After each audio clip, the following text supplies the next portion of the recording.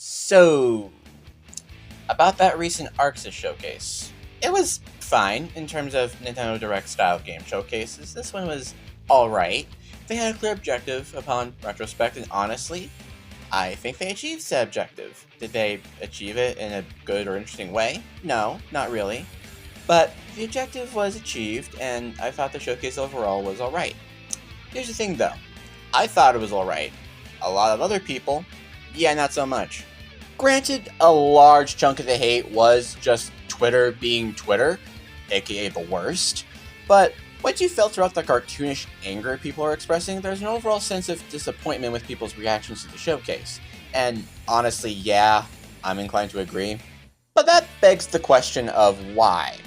Why was the showcase so disappointing? And honestly, I think a lot of it comes down to the fact that this was Arc System Works' first time doing something like this. And with that came failures of expectations and presentation. Let's start with the second one.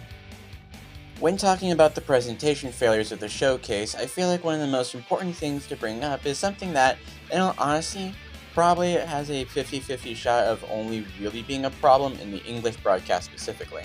Now this might come as a shock to some of you, but Arc System Works is a Japanese company, meaning the speakers for these kinds of showcases and events are going to speak their native language of, get this, Japanese. Shocking, I know. In all seriousness though, ArcSys does have a bit of an international audience, and because of that, it does make sense for them to either have a live translator or someone dub over the speaker in other languages. That way non-Japanese speakers are able to understand what the heck they're even announcing. And holy shit, the English broadcast was fucking garbage. Like seriously, half the time it sounded like a really crappy anime dub from the 90s, and the other half the time, the person translating the speakers sounded so bored and uninterested. To put into perspective how bad it sounded, I've seen people online claim they used AI voices to translate the showcase. And while there's, at the moment at least, there's no definitive proof on whether or not they did use AI, after rewatching this showcase to fact check some stuff, I feel inclined to believe said rumor, or at the very least, humor the idea. Speaking of which, another common criticism of the showcase was that barely any of the games announced had any gameplay footage. So while rewatching it, I decided to take count of how many games were shown and how often they didn't show any gameplay footage of the game in question. And out of the 8 games shown in the entire 30-minute showcase, yes, really, only 2 of the 8 games didn't have any gameplay footage. And admittedly, that's me being generous and counting Under Night's Azumi demo as one of the games.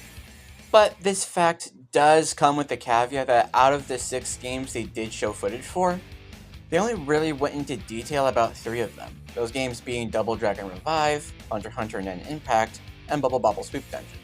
With the other 3 games having only shown the briefest bit of footage that either came immediately before or after a yap sesh that didn't even go into that much detail of the game in question.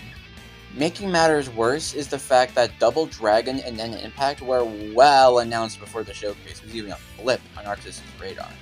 Hell, I remember seeing trailers for Nen Impact during summer vacation last year.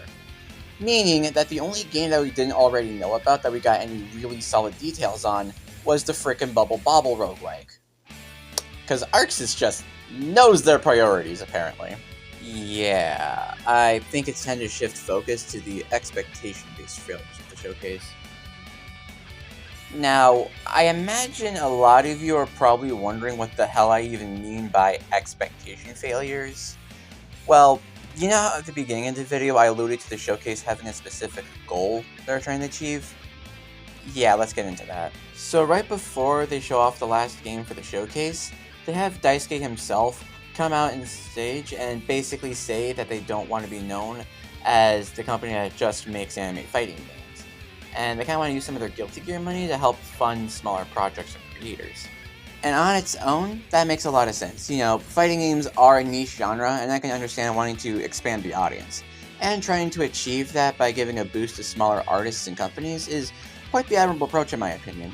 However, problems start forming when, despite knowing that they're mostly known for making anime fighting games, they do nothing to let people know that they won't be talking much about anime fighting games. Granted, you could make the argument that EVO was a little over a month away when this aired.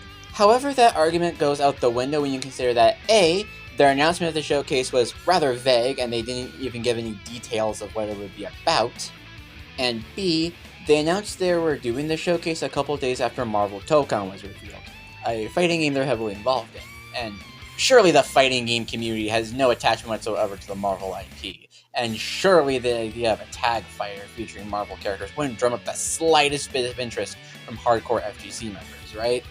Right? Sarcasm aside, however, my point still stands. They should have done more to let people know that the showcase was more so focused on smaller projects they're involved in the publishing of, and they should wait for EVO before expecting any fighting game related news. Doing that, while possibly leading to a smaller user base, would have also drastically improved people's expectations of it, and, more importantly, would have made people feel like they weren't wasting their time. But, overall, those are just my thoughts on the topic. If any of you guys happened to watch the showcase, so what do you guys think of it? Did you think it was as bad as everyone said it was, or are people just overreacting? Let me know in the comment section down below, and until next time, I've been Psychic, and I'll see you next time.